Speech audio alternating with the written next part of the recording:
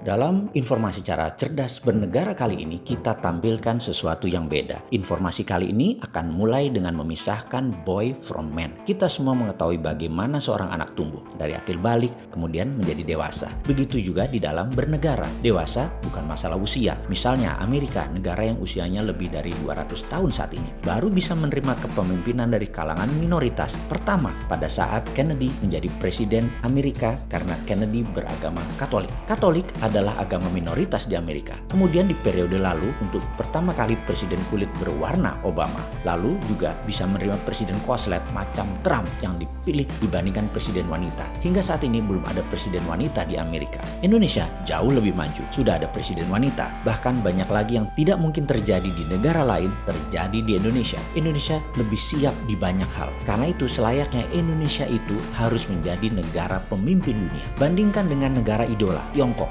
Selama komunis akan selalu mayoritas suku Han yang pasti-pasti jadi pemimpin. Catatan, negara Tiongkok tersebut baru terbentuk, People Republic tersebut belum ada 100 tahun. Kemudian sebuah prediksi gila dari si Sontoloyo ini yang berani mengatakan Tiongkok akan menjadi negara demokrasi terbesar di dunia, di mana di tahun 2030 ke atas Tiongkok akan mengadopsi demokrasi karena kalau tidak akan ditekan ekonominya oleh dunia. Akan ada pemilihan demokratis di tingkat wali kota dan gubernur di sebuah wilayah. Walaupun ketat pesanan dari Politbiro di atasnya, tapi demokrasi pasti diadopsi oleh Tiongkok. Itulah pesan Trump kepada Tiongkok saat ini. Berkali-kali saya katakan perang Tiongkok Amerika itu bukan perang dagang biasa. Di belakangnya adalah perang ideologi antara komunis dan demokrasi. Di antara perang otoritarian dan liberalisme. Kalau kapitalisme bagaimana? Cina mengadopsi kapitalisme namun bukan kapitalisme murni. Kapitalisme globalis yang dianutnya. Dan ini sesungguhnya membuat disparitas perbedaan mencolok antara swasta dan negara, kaya dan miskin. Tersistem untuk hanya sebagian saja yang kaya, yang bisa negara kontrol saja yang harus kaya. Kita akan rincikan bahayanya mengapa jangan sampai Indonesia mengadopsi prinsip tersebut. Di sini kalau sahabat pemakan buku dalam tanda petik, tukang baca, dan punya grup diskusi yang dalam akan mulai memahami bahwa beda kapitalisme modern yang terjadi di banyak negara dengan kapitalisme murni di bawah das kapital Karl Marx. Pemurnian ajaran kapitalisme yang sebenarnya. Nah, buku Karl Marx kan pegangan ideologi komunis. Itu kapitalisme murni. Pertanyaan sekarang, berapa kali kalian baca Das Kapital buku tadi? Belum pernah. Belum pernah kok komen sih. Ilmu kok katanya sih. Kalau kelola negara mau memimpin rakyat, ilmu nggak boleh katanya. Ribuan buku hadir dalam 10 tahun terakhir harus Anda baca. Bahkan kehadiran buku baru tersebut aja, walaupun Anda baca nih ya,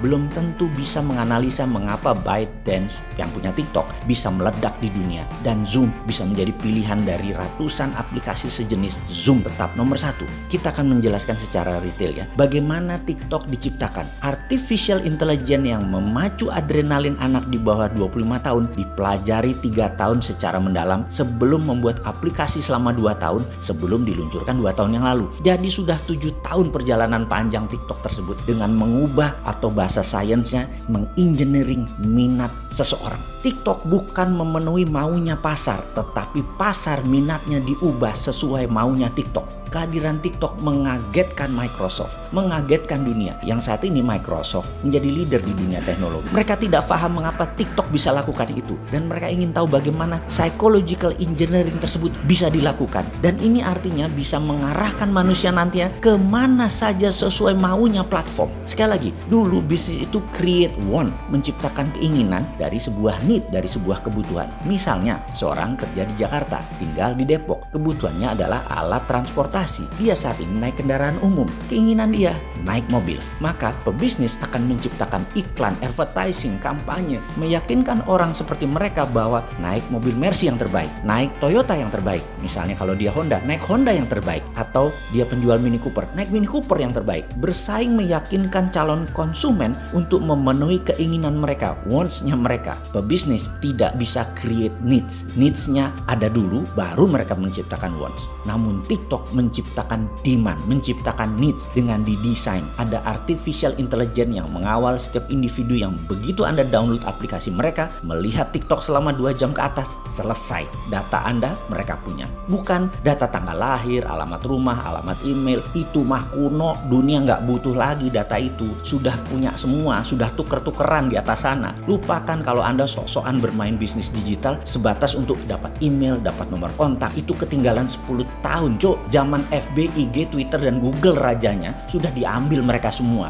Sekarang yang diambil psychological faktornya seperti minat, passion, interest, fokus, harapan, impian, kemarahan, kerinduan, cinta. Semua kebaca. Oleh karena itu banyak negara TikTok dianggap alat intelijen, dan itu benar. Sayangnya ya, hal seperti ini di negara kita banyak yang nggak paham, termasuk pejabatnya, termasuk masyarakatnya. Ya karena nggak pernah baca buku, nggak pernah diskusi, nggak ada yang minat, dan itulah untungnya. Semua menjalankan bisnis, menjalankan kehidupan di Indonesia sederhana, persis tak berubah selama 20 tahun terakhir, atau bahkan mungkin 40 tahun terakhir, sama. Kembali ke tema di awal tentang kapitalisme. Kita akan purifikasi kapitalisme di Indonesia dalam pemahaman, agar jangan menjadi negara ke arah otoritarian dan elitis kapitalis ala komunis. Kita negara demokrasi Pancasila, bernegara ya ala Pancasila. Cocok dengan apa yang terlahir di atas bumi, kekayaan di dalam bumi, Indonesia. Cocok dengan budaya ribuan tahun peradaban Nusantara tanpa perlu budaya impor. Semua terkandung di dalam ekonomi Pancasila, bernegara Pancasila. Karena ekonomi Pancasila adalah satu-satunya sistem yang menjalankan purifikasi kapitalisme. Ada yang minat lebih paham tentang beginian, yang akan membuat Indonesia menjadi man.